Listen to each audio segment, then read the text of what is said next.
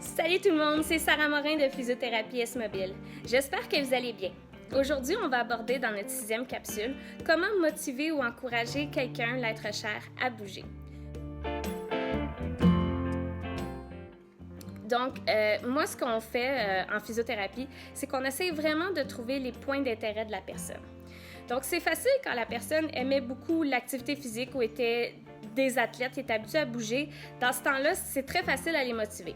Mais lorsque l'activité physique, c'est pas un point d'intérêt ou un point d'intérêt que la personne a eu dans sa vie, on va se tourner vers d'autres genres de points d'intérêt.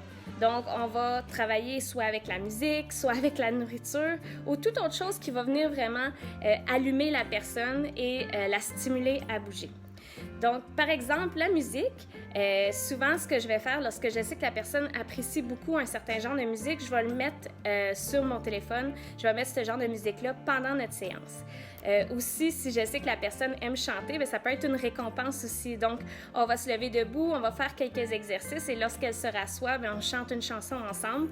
C'est un peu notre pause, puis ça rend ça beaucoup plus convivial, ça rend ça intéressant et amusant pour la personne. Vous allez voir dans le prochain clip, c'est une dame qui, justement, on veut pratiquer le transfert avec un disque de transfert. Puis, pendant sa pause, bien, on décide de chanter une chanson ensemble. Je te plumerai le dos. Et le dos. Et la tête. Et le bec. Oh, alouette, gentille alouette. Alouette, je te plumerai. Plus bon. Une autre chose qu'on peut travailler avec, c'est la nourriture. Donc, il y en a beaucoup qui ont la dent sucrée ou salée. Alors, on utilise ça à notre avantage. Soit justement des récompenses de nourriture. On peut toujours faire ça, dire, bon, ben, on va prendre une collation, on va aller faire une marche, puis en revenant, on va prendre une collation. Donc, la personne, encore une fois, ça rend les choses amusantes et agréables. Je vais souvent utiliser aussi la nourriture comme distance de marche. Donc, si quelqu'un me dit « Oh mon Dieu, ça fait longtemps que j'ai pas mangé telle chose », eh bien, s'il y a un dépanneur ou une épicerie à proximité, je vais demander à la personne de venir avec moi au dépanneur en marchant. Donc, à peu près un 15 minutes aller-retour. Donc, venir avec moi, on va aller chercher l'item en question, puis on va le ramener à la maison. Donc, faire le tour du quartier ou juste aller marcher pour aller prendre une marche, c'est plus vraiment des points d'intérêt pour la personne. Donc, c'est plus très motivant.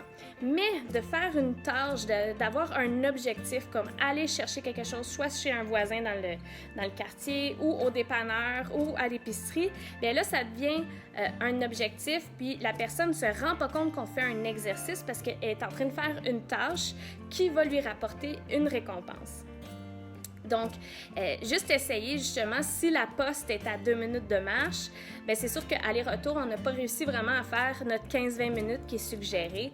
À ce moment-là, peut-être d'essayer de sortir la personne en lui disant qu'on a besoin d'un ingrédient ou d'un outil chez un voisin ou un ami qui habite à proximité pour, justement, rallonger notre marche à ce moment-là. Petite consigne où je vous suggère fortement de ne jamais demander à la personne si elle a le goût ou non d'aller marcher ou d'aller bouger. La réponse va être souvent non. Alors moi, à ce moment-là, ce que je donne comme choix, parce que c'est toujours important que la personne se sente quand même autonome dans ses décisions, c'est que je vais suggérer 2 activités. Donc, une journée, je vais dire avec quoi vous voulez commencer. Est-ce qu'on commence avec les escaliers ou est-ce qu'on commence par une marche à l'extérieur? À ce moment-là, la personne doit choisir entre 2 activités et son choix ne peut pas vraiment être « non, je vais rester assis ici ». Donc, déjà là, j'encourage déjà de bouger, mais j'encourage aussi que la personne choisisse l'activité qu'elle veut faire. Alors, j'espère que ces petits consignes vous ont aidé, vous ont donné des idées. Comme je vous ai dit, c'est très particulier à chaque personne, souvent axé sur leur point d'intérêt. Alors, si vous avez des questions, vous avez besoin plus d'idées à la maison pour aider justement à faire bouger l'être cher, vous pouvez toujours communiquer avec nous par téléphone ou par courriel. Ça va nous faire plaisir de vous aider peut-être à trouver des idées originales qui vous aideront à faire bouger la personne. Alors, je vous dis à la prochaine. Salut!